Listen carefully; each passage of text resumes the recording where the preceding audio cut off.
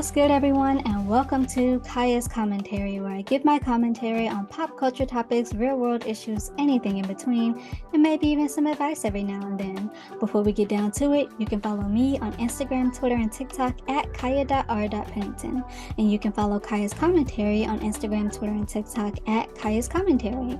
Also, be sure to hit the follow/subscribe button, and if you're on YouTube, click the notification bell so you get notified when new videos drop. Now let's kick off the show with something informational and educational. 28 Days of Black History. Today we're talking about civil rights activist Bayard Rustin. All information for this fact comes from explorethearchives.com, history.com, and nps.gov. Bayard Rustin was an enormous part of the civil rights movement, but was often written out of a history written out of history. Let's get into it. Born in 1912 and raised as a Quaker in Pennsylvania, Rustin attended 3 colleges: Wilberforce University, Cheney State Teachers College, and City College of New York. He later became a mentor to Martin Luther King Jr., especially in the teachings of nonviolent civil resistance. Rustin would also organize the Journey of Reconciliation with the Executive Secretary of the Congress of Racial Equality, or CORE, which would be one of the first of the Freedom Rides, protests against segregation of public transportations. Rustin, because of his protesting, would often get in trouble with the law and be arrested many times. He'd also meet A. Philip Randolph, whom he'd worked with to organize several marches on Washington, D.C. as a form of protesting the segregation in the Army. He'd even be named as Deputy Director and overall logistics planner by Randolph when he became the head of the March on Washington for Jobs and Freedom. Just a note, although every bit of work was crucial, a lot of these positions placed Rustin out of the spotlight, and many times purposely so. So if Rustin was such an instrumental force to the civil rights movement, why was he shunned to behind-the-scenes work? Well, Rustin was an openly gay black man, and unfortunately, his sexual orientation was often used against him. In one instance, while organizing a march on the Democratic National Convention of then presidential candidate John F. Kennedy and his running mate Lyndon B. Johnson, Rustin and King found themselves at the center of a false rumor that Black Congressman Adam Clayton Powell threatened to spread, stating that if they marched on the convention, Powell would tell the public that Rustin and King were having an affair. Said untrue rumor could have possibly dealt a killing blow to the entire civil rights movement at the time, and so King would distance himself from Rustin, and Rustin would resign from the Southern Christian Leadership Convention. Powell would certainly not get away with this when Clarence Jones, speechwriter and advisor to King, fought fire with fire, telling Powell that if he spread that untrue claim, Harlem, Powell's district at the time, would be littered with photos of all the women Powell slept with. Powell backed down after that threat, and the protest would proceed. Still, it came at the cost of Rustin losing his position. Rustin still had a place in the fight and continued working with Randolph, but for that brief period of time that he wasn't organizing marches, the movement saw little progress, and so, slowly, Rustin was brought back in, although not directly involved with the planning of marches. This is around the time that Rustin became Randolph's deputy. Rustin would again find his sexual orientation being used against him when South Carolina Senator Storm Thurmond made claims stating that the march was being organized by a communist draft dogger homosexual. This time, however, Rustin would not be outed, but rather supported by King and all of the leaders of the movement at the time. Rustin and King, though they would clash occasionally, would continue working closely with one another, and it was only when Rustin publicly proclaimed his concerns for the effectiveness of the 1968 Poor People's Campaign demonstration that he and King had a falling out. However, after King's assassination, Rustin was asked and would agree to help lead the campaign. However, he'd rescind his agreement when those within the movement took issue with his involvement. Despite the occasional backlash of his involvement within movements, Rustin had his reasons for fighting and wouldn't back down, even if that meant being shunned sometimes. In a 1980s interview with the Washington Blade, Rustin recalls being on a segregated bus in the 40s and how, as he was making his way to the back of the bus, a white child reached out to play with his tie but is stopped by his mother. She told her son not to touch Rustin or his kind and would sling slurs Rustin's way. Rustin is quoted as saying, "If I go and sit quietly at the back of the bus now, that child who was so innocent of race relations that he was going to play with me will have seen so many blacks go in the back and sit down quietly, the hood's going to end up saying, 'They like it back there. I've never seen anyone protest it.'" End quote. He'd go on to say, quote, "It occurred to me shortly after that it was an absolute necessity for me to declare homosexuality, because if I didn't, I was a part of the prejudice. I was aiding and abetting the prejudice, a part of the effort to destroy me." End quote. After the passing of the Civil Rights Act of 1964 and the Voting Rights Act of 1965, Rustin would continue fighting for human rights, including protesting for the gay rights movement. After his death, Rustin would be awarded the Presidential Medal of Freedom in 2013 by then-President Barack Obama, and would very recently, I'm talking 2020, be pardoned for his 1953 California arrest, which was due to the criminalization of homosexuality. We owe Bayard Rustin an enormous thanks for all that he's done, including, in part, shaping one of the most notable, or rather most talked about, civil rights leaders of the time. Thank you, Bayard Rustin. And that's your Black History Fact. Let's kick it into our next segment, Damn You Cancellation, where I give my commentary on this TV show that got canceled that I just hate that it got canceled. Today's show, the CW's The Tomorrow People. Yes, I have a small video about this on my socials, but I wanted to go more in depth because, again, the show was just that great to me. So it follows Stephen Jamison, a high schooler who is having issues of sorts. So he has voices in his head. He wakes up places that he doesn't know how he got there. And he's never been like super popular, but he has this one friend, Astrid, who totally has a crush on him. And he's also taking medication for said voices and the sleepwalking, but they don't work, and it's becoming clear that Stephen is questioning his sanity. So one night he decides to follow the voice in his head, and it leads him to an underground abandoned station where he meets Kara, John, and Russell. They tell him that he is not crazy and that he, like them, are tomorrow people, an advanced species of mankind that have 3 powers: telepathy, telekinesis, and teleportation. They also tell him that they're being hunted by the government organization Ultra, which is semi-ran by Stephen's uncle Jedediah. After some convincing, Stephen believes them, and then he goes to work undercover at Ultra to help his fellow Tomorrow people stay ahead of them. So this show, to me, was really good. It was like, I am a huge fan of like fantasy shows, and this to me was like kind of like X-Men or X-Men adjacent or borderline. It was something along the lines of X-Men, and it was a little campy and not all the times consistent, but it was still pretty good to me, and I hate that it got canceled. Now, I do take issue with the show because they do this love square thing with Stephen, Kara, Astrid, and John. So Kara and John had this solid relationship until Kara met Stephen, and then they kind of start pairing Kara with Stephen, and so Kara and John have this on-again, off-again relationship because they also start pairing John with Astrid, which, you know what, that's fine. They were cute. If that was the concept, okay, whatever. I actually think they were cute, and I would have rooted for it. Rather, I would have rooted for it more if Stephen and Astrid were not high schoolers. They're like 17, 18, while Kara and John are like 20 to 22. Look, again, they were cute, especially Astrid and John, because they had this whole it had potential thing. It just needed to be more developed, like unexpected potential thing, but it just needed to be more developed. And so it was cute. But for the love of God, can we as a society stop placing things that have no need of being in a high school setting? In a high school setting, they could have been college students. They could have been out of high school, but not even college students. Working students. I don't know, just not high schoolers. That was my only, well, for the most part, that was my only issue with this show. Because I was rooting for Kara and Stephen, and I was rooting for Astrid and John. Again, especially Astrid and John. Whole unexpected chemistry thing. But we don't need high school settings anymore. We really don't. Now, the reason why I'm so upset about the cancellation of this show is because, if I'm not mistaken, ratings were like 1 to 2 million a week. So if I'm not mistaken, that wasn't necessarily bad. It just wasn't as great as the execs wanted. And so it got canceled. And the cliffhanger that it left us on, I'm not satisfied. I'm not satisfied. I need to see where they were going with this. So at the end of it all, they stopped Ultra, and Kara and Stephen are doing a thing, and Astrid and John are doing a thing, right?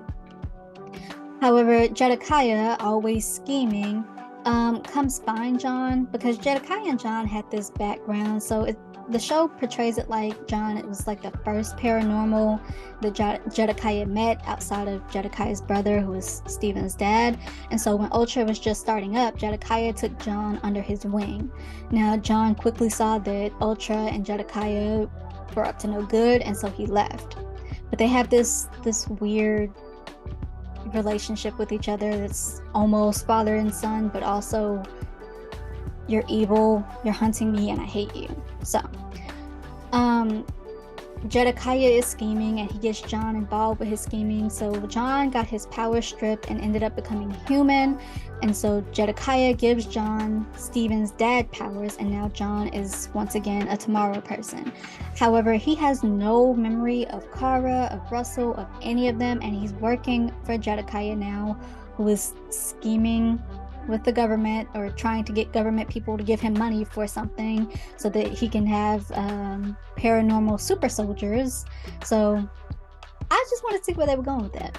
To me, that was actually a really good cliffhanger, and we at least could have gotten a season 2. You could have wrapped up everything after season 2. But I needed to see where y'all were going with that, and I will never know.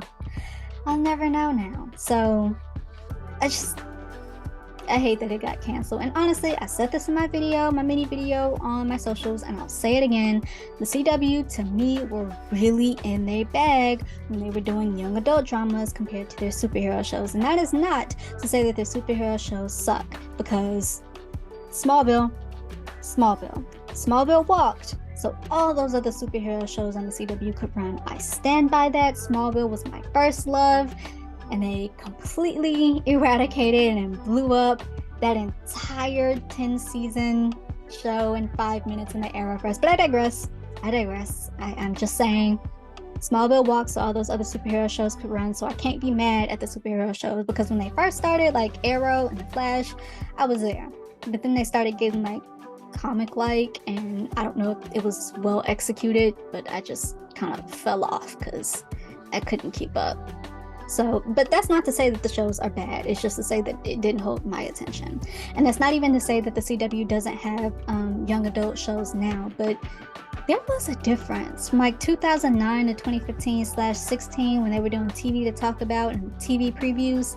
There was a difference, and I miss it. I really do miss that time period. I don't know. It was special. There was a difference.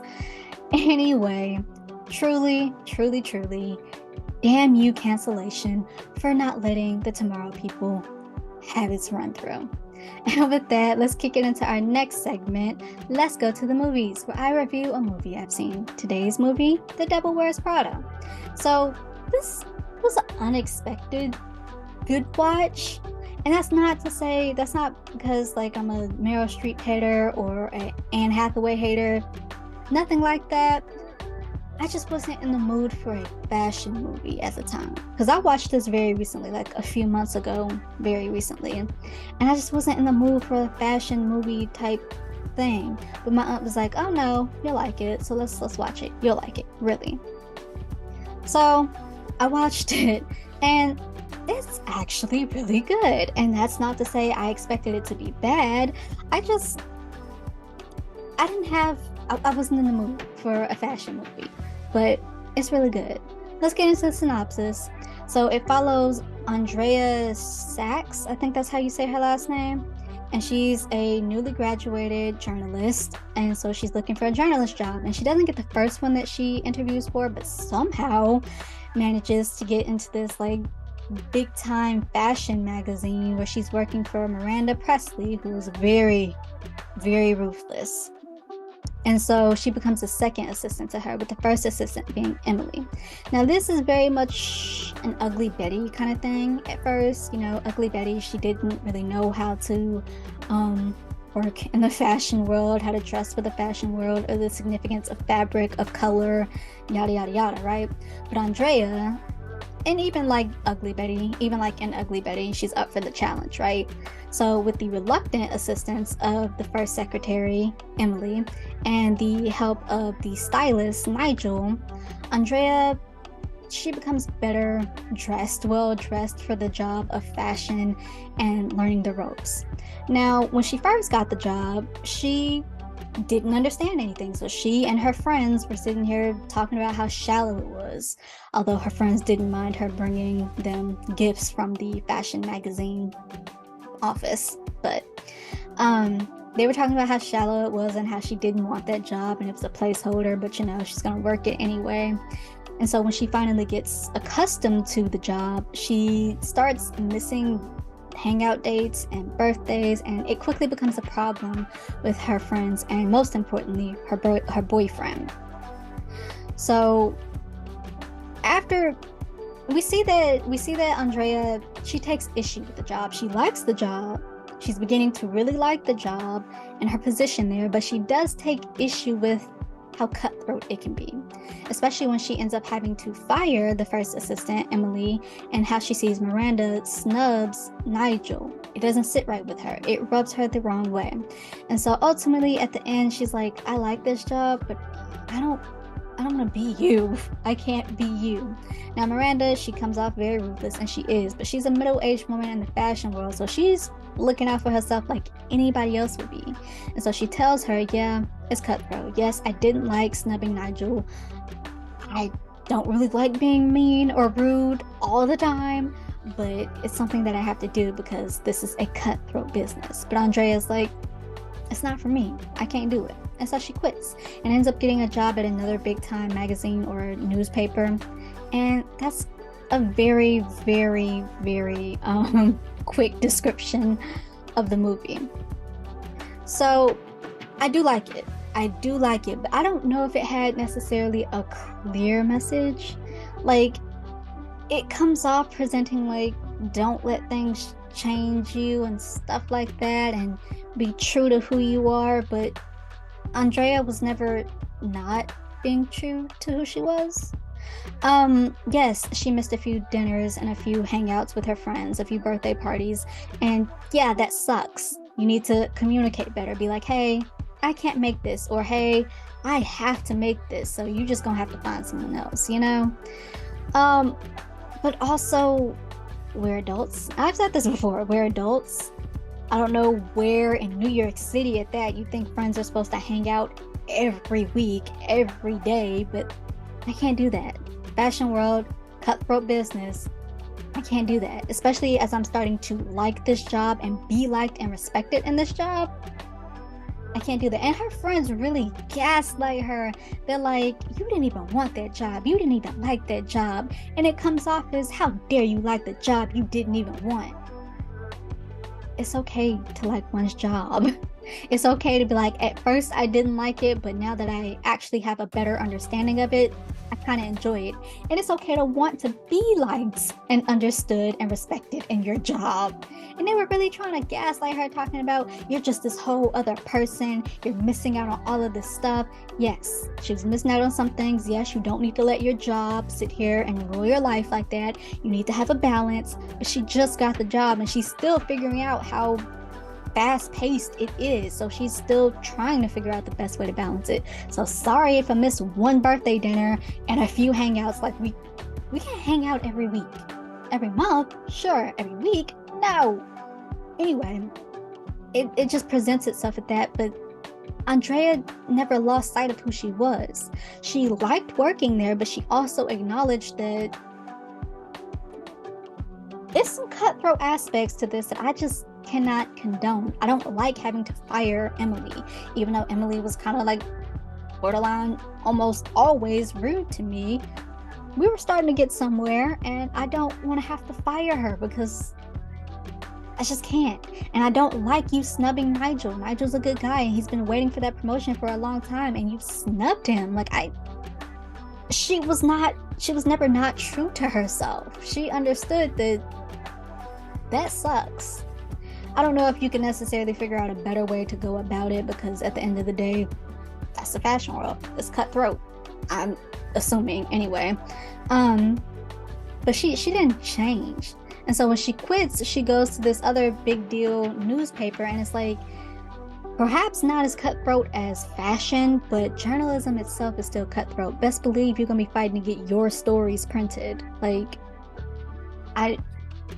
I don't know. I do like the film. I do. And I would recommend people watching it. I think it's borderline a classic. And I would give it like a 7 out of 10. It's just, I don't know if it had a clear message because she was not letting the job change her. She wasn't. She acknowledged that that was crappy. She acknowledged that she didn't want to be like that.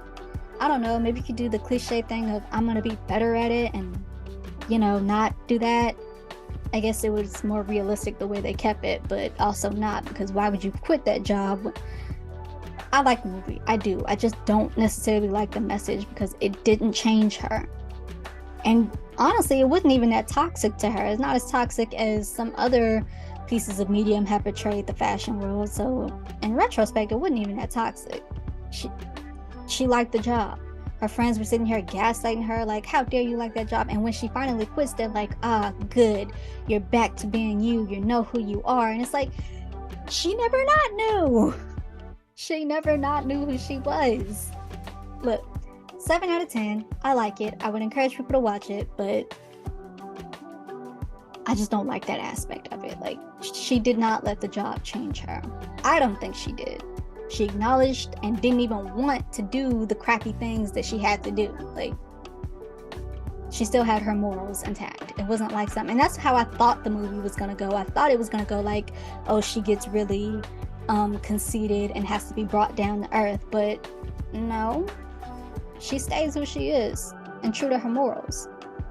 It's okay to want to be liked. It's okay to like one's job and want to be respected in one's job. Anyway, let's kick it into our next segment, college advice from a senior in college, where I, as a senior in college, give you a college tip that helped me in the hopes that it helped you. I want to start off by saying what works for you, okay? So this is just what works for me. And today's college tip is morning classes versus night classes and which to choose. And by morning class, I mean at 8 a.m. morning class or earlier, okay? And by night class, I mean like 6 to 8, 7 to 7:50, or 8 to 10, okay? So morning classes, don't do it.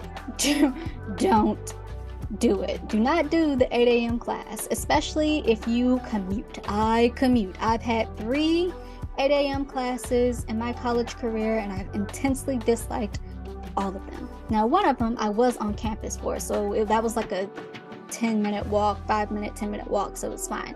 The other one I was online for, and this last one I was commuting. So just don't. There truly is a difference from 8 a.m. high school to 8 a.m. college. I don't know if it's because in college they expect you to actually be a functioning adult at 8 a.m. And honestly, I don't even have that problem because I'm up at like 5 in the morning. Okay, I really don't have that problem. But just being up and doing my own personal goals, like exercising and my yoga and my breakfast and all of that stuff, and then 8 a.m. having to go to class and actually work on math work, because my first 8 a.m. class was a math class. Poetry, my second 8 a.m. was poetry, and costume techniques, that was my third 8 a.m. class. Boy, you don't want an 8 a.m. costume techniques class. You don't. No. Oftentimes I had to be there before 8 a.m. just so that I could finish sewing last week's portion of the whole project, because we were working on this whole thing that was at the end of it all, it was going to be a bag, or it was going to be a bag and a vest. So you had to make your own shirt or shorts or whatever, your own piece of clothing, and you had to make a bag. And so I had to be there earlier than 8 just to stay caught up, because I couldn't do it within the time period. There's a difference. Even if the professor is like, oh yeah, I don't like this block either, they've been up since like, I don't know, 4 in the freaking morning. Like, there's a difference between 8 a.m. college and 8 a.m. high school, and you do not want an 8 a.m. college class unless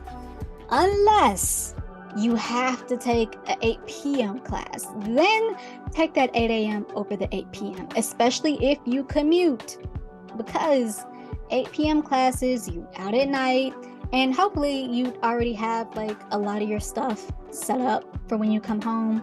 So like you do stuff in advance so that when you come home, you don't have much to do. which is what I try to do, but I also have an afternoon class the same night as my 8 p.m. class, and so oftentimes I can't do like set up or prepare for my nightly routine because I'm leaving at like 12 in the afternoon.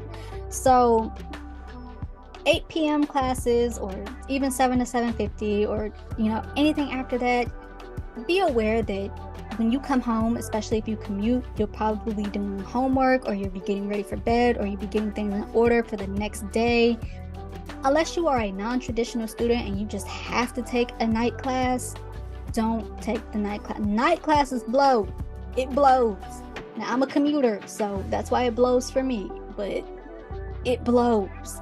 Always take the morning class over the night class. And if you take the morning class, also have at least an hour or 2 hours after that where you don't have any classes, so that you can get a nap in, or you can get caught up on some homework or something, so that you can be prepared for your next class or wherever the day takes you after that, right? So 8 a.m. over 8 p.m. Otherwise, don't do night classes or morning classes. That's just me. Again, subjective. So what works for you works for you. And if you just have to play around with it to figure out what works best for you, by all means, do that. This is just a tip from a senior in college that helped me. So with that, that's just my little helpful tip. Hopefully helpful. And that's Kaya's commentary. Thanks for listening and watching. If you like this episode, give it a thumbs up, hit the subscribe/follow button, leave a comment down below, let me know any of your thoughts and opinions. Definitely be respectful, but definitely let me know whatever it is you're thinking. And with that, see you next week.